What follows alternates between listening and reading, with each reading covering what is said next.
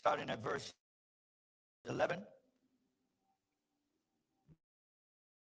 And then we're going to jump to verse 15 through 18.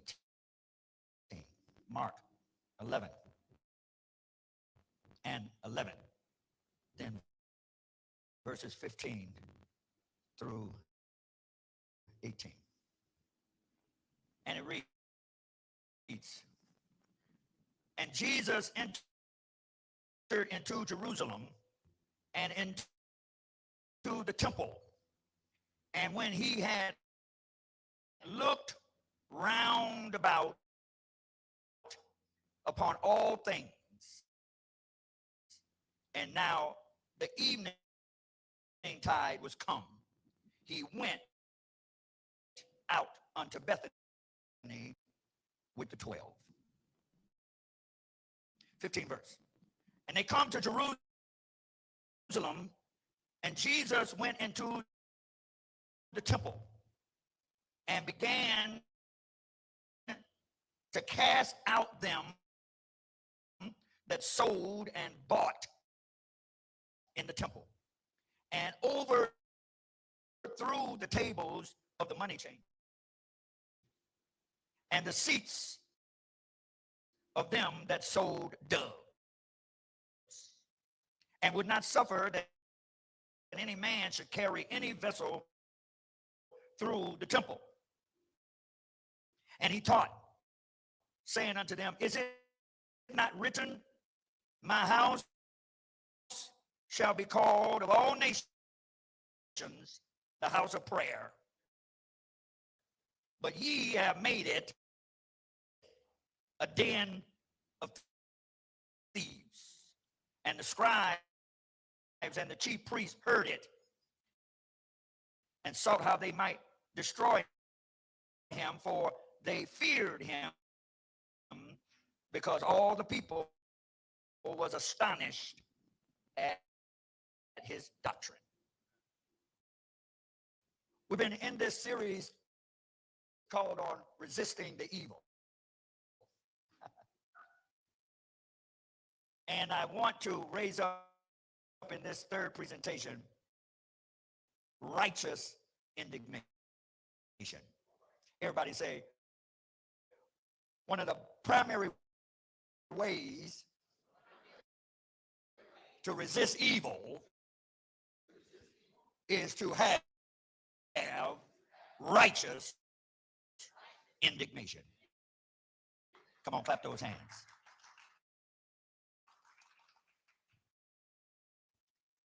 Why is this so vitally important? Especially in light of the fact that this is entitled Resisting Evil, which I think is a very appropriate position for every believer. And when we consider what this matter of resistance should represent, resistance is the refusal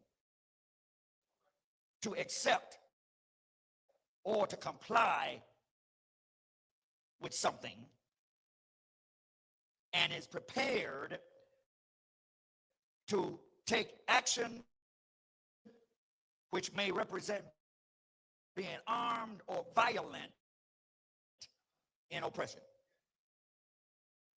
And when we look at this event that we are visiting with today, Jesus went to the temple, and he became quite enraged.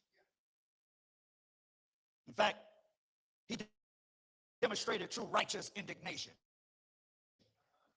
He became quite enraged because the purpose of the synagogue was something that was set for decades, centuries past. And he finds himself coming into a situation that has a very long history of how it ought to operate. And he's looking on individuals who have, in so many words, hijacked the temple and is operating it under some new terms. And they're operating it in a way that is a true violation of why it was established. I want to kind of raise up is that we need to familiarize ourselves with everything that we are a part of. We need to be familiar with how our church operates, but we need to be familiar in how our city operates. Parents need to be familiar with how the schools operate. And certainly as voters in America, we ought to be clear on how the nation ought to operate. And when we begin to evaluate or see things based on what we are connected to that are not operating as it was designed to operate, and especially if we view that it has kind of gone off the rails, we ought to rise up with some righteous indignation. Now, let me just kind of put this in context, and we're going to build out on some things. See, because the true purpose for people traveling to Jerusalem was the place where God had chosen to place his name. It was that significant. He had chosen that is where people were to gather. So it had a particular purpose. I think it's important that we are aware of what purposes have been set in place for things that we find ourselves connected to. You need to know what the purpose is for your church. You need to know what the purposes are of your schools. You need to know what the purposes are of city and city services. You need to know what the purpose was for this nation to be organized as a democracy. And so when Jesus encountered this temple practice that was going forward, he knew that it was supposed to be for the purpose of worship. And they were to come together around three primary feasts. One being the Feast of Tabernacles, or what is called the Feast of Booths. The second was the Feast of Weeks, or the Feast of Pentecost, of which something that is coming forward for us in very few weeks here, and we are participating even now in first fruits. But this event was built around the fact that they were to celebrate the feast of the Passover. See, when you know the purpose of a thing, and you know how significant that purpose is, you also know what it is to be lifting up. And they were to be lifting up and celebrating the fact that God had brought them out of Egypt. And in bringing them out of Egypt, he brought them out of slavery. And bringing them out of slavery, he did a supernatural work at the edge of the Red Sea, and he opened up the Red Sea, and they were delivered and able to cross out of Egypt into Canaan land on dry ground. And I want you to know that even till right now, in the Jewish community, and they in so many words, they beat you down if you were to dishonor or discredit their Passover, because their Passover for them meant everything. And represented their liberty.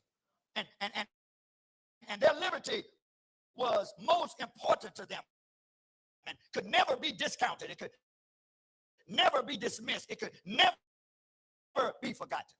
Are y'all with me? And they understood that Jerusalem represented a number of things, that there was joy that they were to experience simply because they went to Jerusalem. There was particular esteem that they had associated to the city of Jerusalem.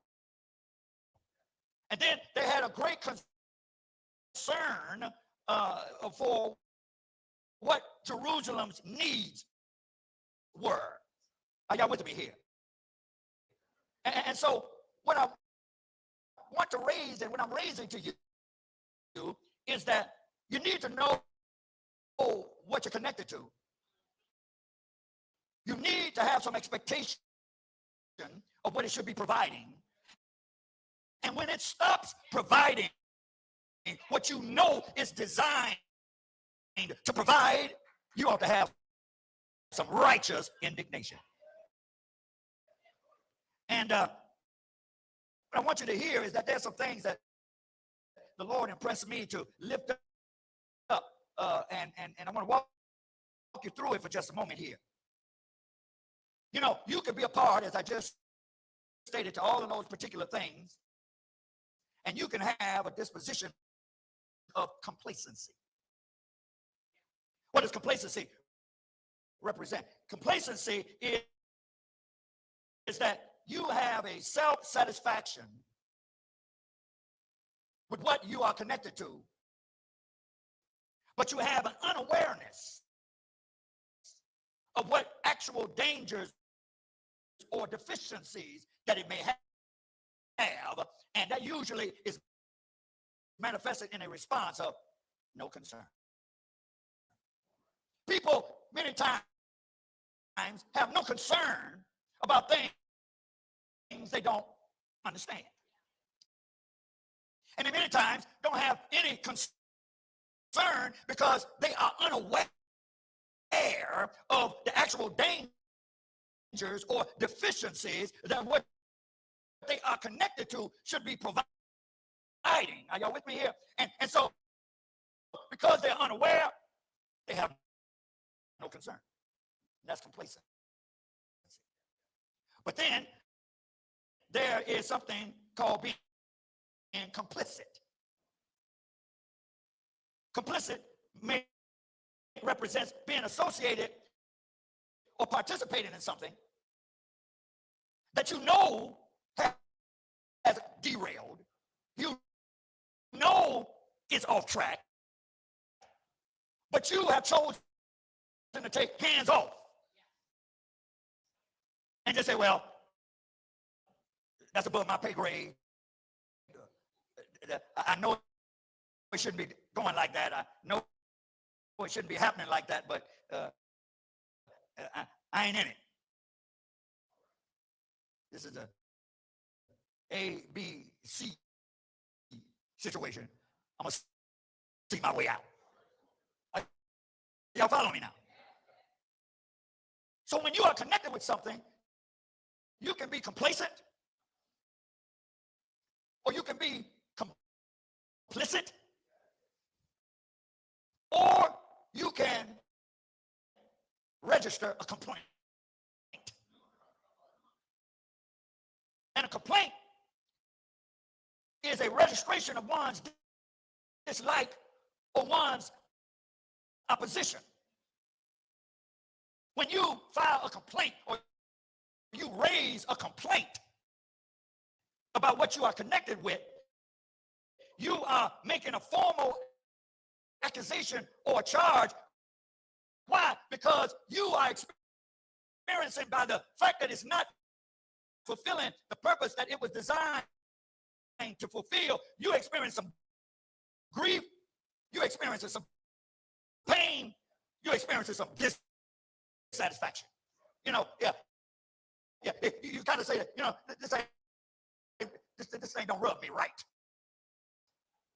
Yeah, be seeing things that don't quite rub me right. I'm hearing things that don't quite rub me right. And and when one has a complaint, that represents that is something that is the cause or the subject of a due protest or outcry. You know, when a person makes a complaint about something, they ought to be prepared to register that in some protest, some kind of outcry. Yeah, something they ought to be prepared to signal to others around them. Hey, it ought not be going like that. It ought not be happening like that. And we ought not be content with that being the way it is. And people that are aware, they will register that kind of complaint. And if they register it as a formal allegation against an opposing view or an opposing position, sometimes, you know, you have to answer the question, who's on the Lord's side? Sometimes things ought to challenge you to a point that you are prepared to take your side on the issue. You ought to be prepared to make a declaration of what is your stand. Are y'all with me here? And so you can either be complacent, you can be complicit, or you can make a complaint. But I am raising up a challenge to you today that you ought not just be satisfied with being complacent, complicit, or registering a complaint. You ought to be prepared to be confrontational.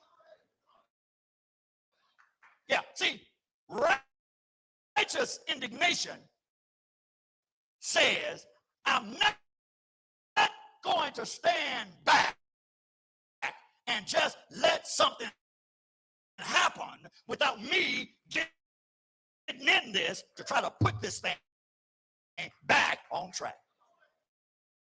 I don't know if I'm talking to anybody here. See, confrontational represents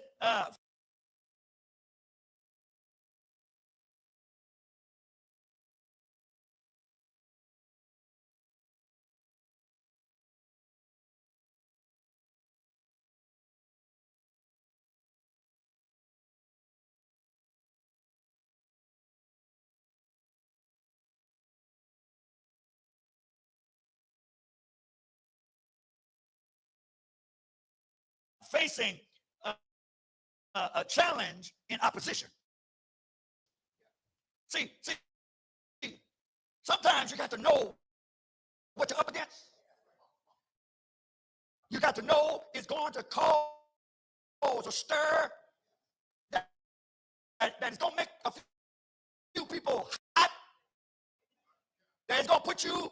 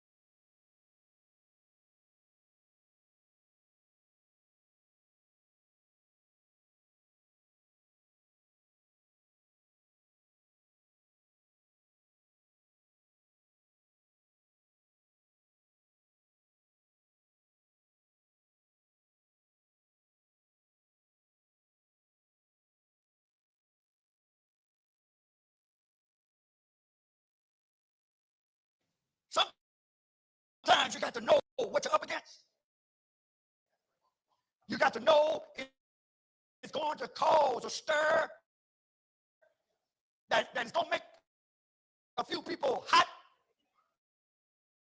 that is going to put you in harm's way, but I just can't sit back and let y'all do anything y'all want to do, because I know how this ought to go.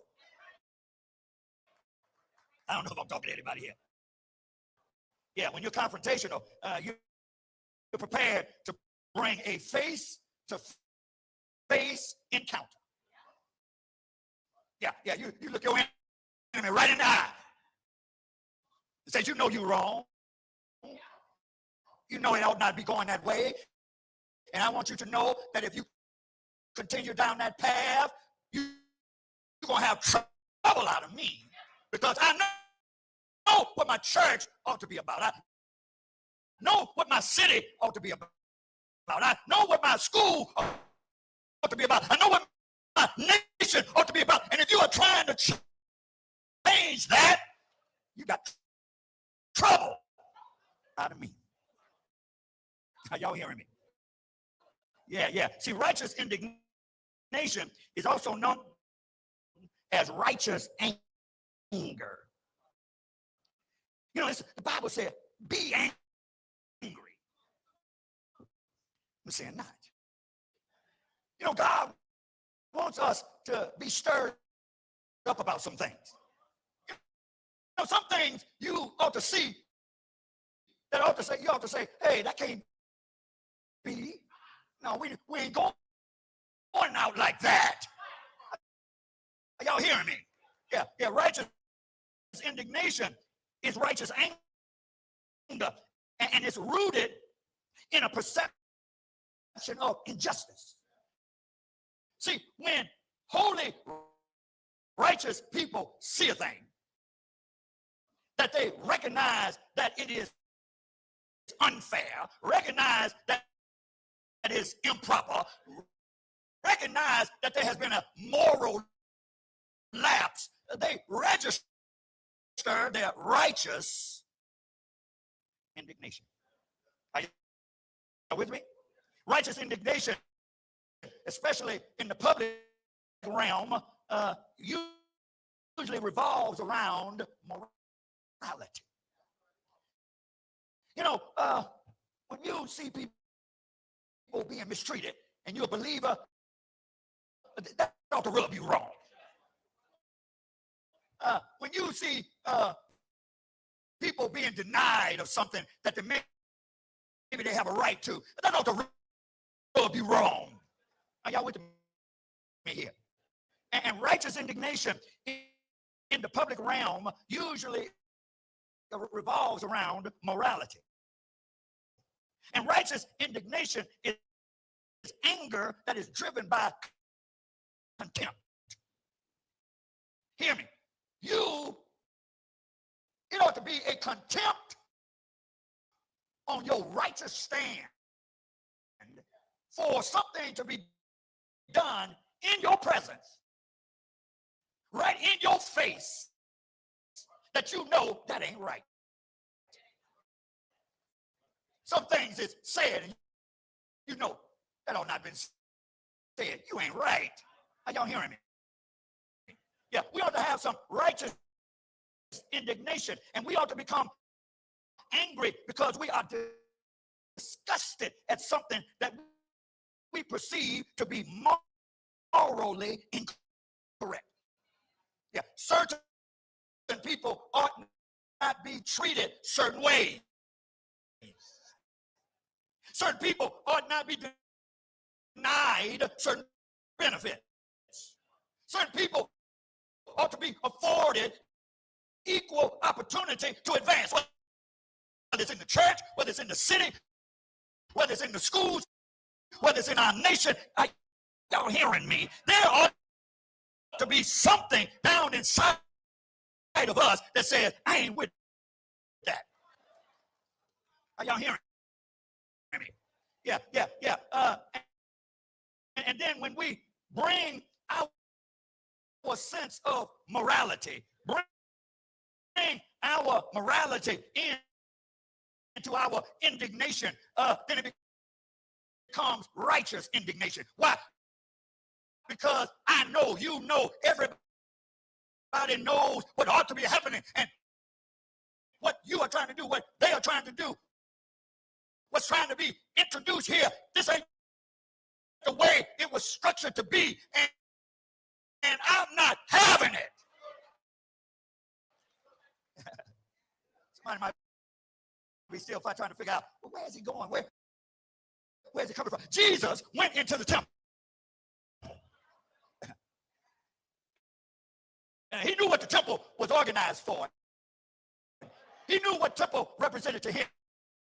And he knew the benefits that he ought to be enjoying in the temple. And he walked into the temple. And the first thing he saw was not the altar. First thing he saw was not the priest praying. The first thing he saw was not the scribe reading from the Holy Scriptures. He saw them selling doves. He saw them selling and exchanging oxen and sheep. It's coming in the front door.